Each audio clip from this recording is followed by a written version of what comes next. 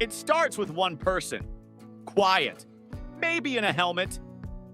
Everyone else pretends nothing's happening. Then, boom, chaos, costumes, random dance moves. A meme that looked like mass hysteria exploded on every screen in 2013. This was the Harlem Shake. But how did a weird 30-second dance break become a cultural supernova? Today on What Made It Viral, we're diving into one of the most explosive internet trends of the 2010s, the Harlem Shake. We'll unpack where it came from, how it spread, the tipping point that made it unstoppable, how it infected offices, militaries, even sports teams, and what it tells us about the internet's obsession with chaos. This is more than just a dance meme. It's a blueprint for how the internet creates, mutates, and devours its own culture, one beat drop at a time. Despite the name, the Harlem Shake meme didn't start in Harlem. The original Harlem Shake was a dance born in 1981 on the streets of Harlem, New York. Invented by a man known as Al B, it involved shaking the upper body and twisting shoulders. It was raw, rhythmic, and deeply cultural. A symbol of expression rooted in African-American dance tradition. Flash forward 3 decades, and the internet does what it does best: remix. In 2012, an up-and-coming electronic music producer named Bauer dropped a track titled Harlem Shake. It wasn't a radio banger. There were no lyrics, no featured artist, and no viral music video. It was just a gritty, bass-heavy instrumental with 2 key ingredients: a catchy sample saying "do the Harlem Shake" and a monstrous beat drop 15 seconds in. The song floated around EDM communities, DJ sets, and SoundCloud. Bauer himself had no idea what was coming. It was lying in wait, a digital time bomb. All it needed was a spark. That spark, one of the weirdest, most unpredictable creators on the platform, Filthy Frank. On February 2nd, 2013, Filthy Frank uploaded a video where 4 of his alter egos, clad in morph suits and absurd costumes, danced erratically to Bauer's track. The setup was simple: 15 seconds of one person dancing alone in a room of oblivious people, then cut to full-blown chaos at the beat drop. It felt like a sketch, but within 24 hours, it became a format. By February 4th, other creators were mimicking the formula. A bunch of college kids in a dorm, an office worker starting solo before his coworkers go wild, a guy in a Pikachu costume joined by dancing bananas, robots, and grandmas. What made this meme climb so fast? First, low barrier to entry. You didn't need production value. A camera, a song clip, and a few people willing to embarrass themselves was enough. Second, predictable structure. Like a joke with a setup and punchline. The audience knew what to expect, but the twist was always different. Third, social media accelerants. YouTube was the main hub, but these clips were cross-pollinating onto Facebook, Reddit, Tumblr, and even WhatsApp. That rapid distribution gave each upload a shot at mini virality.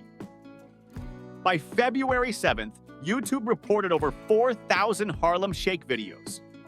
Just 3 days later, that number tripled. Viewers weren't just watching, they were participating. The line between consumer and creator blurred into confetti.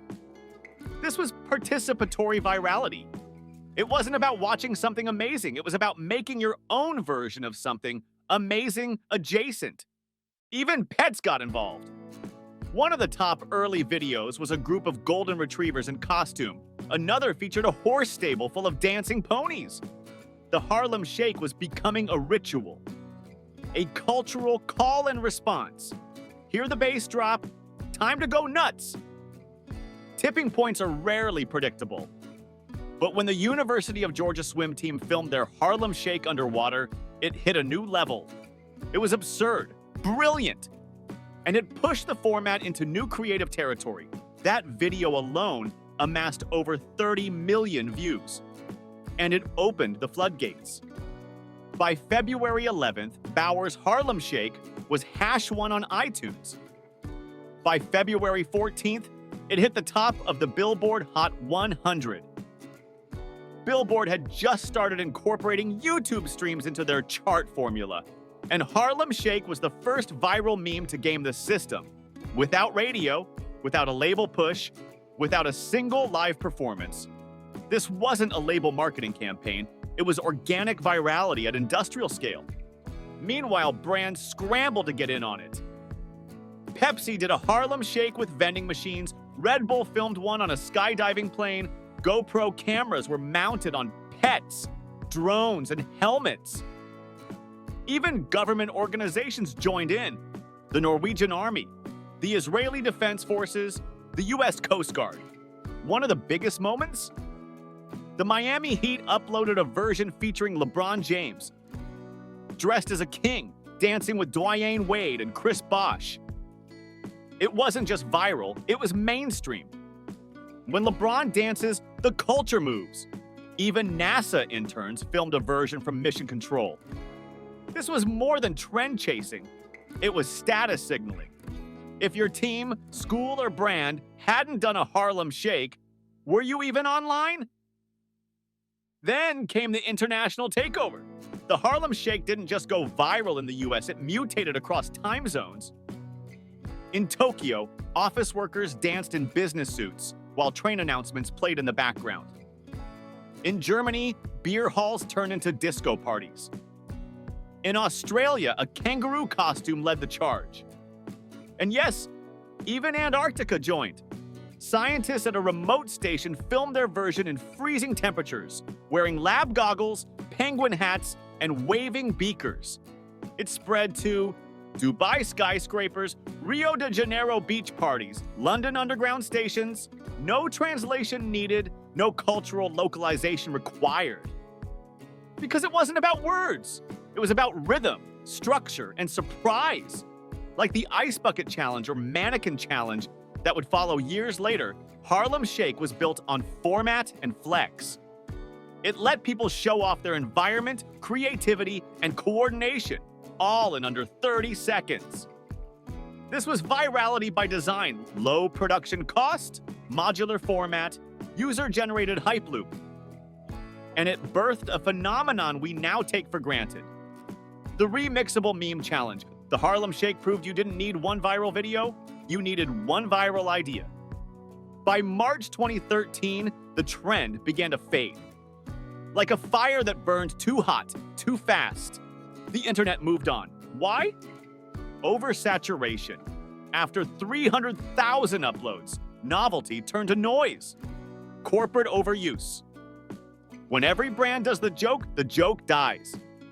Pushback. Some dancers and Harlem residents criticized the meme for erasing the original dance culture it borrowed from. But the impact? Lasting. The Harlem Shake changed how we understand internet virality. It taught us format matters more than flash. Participation drives scale. Virality can chart music, shape brand strategy, and even disrupt global institutions. It was the first meme to top Billboard via YouTube views. Spark global participation across industries. Set the tone for meme as distribution platform. Even today, you can trace TikTok trends, dance challenges, and audio memes directly back to the Harlem Shake blueprint. And Bauer? He didn't try to replicate it.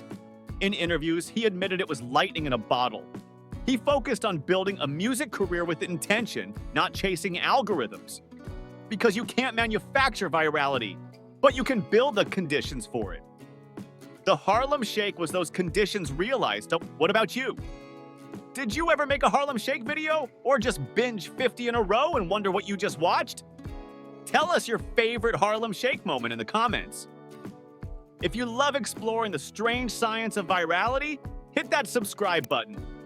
Because next time, we're diving into the unexpected cult of the Instant Pot. How a pressure cooker went from QVC obscurity to millennial must-have.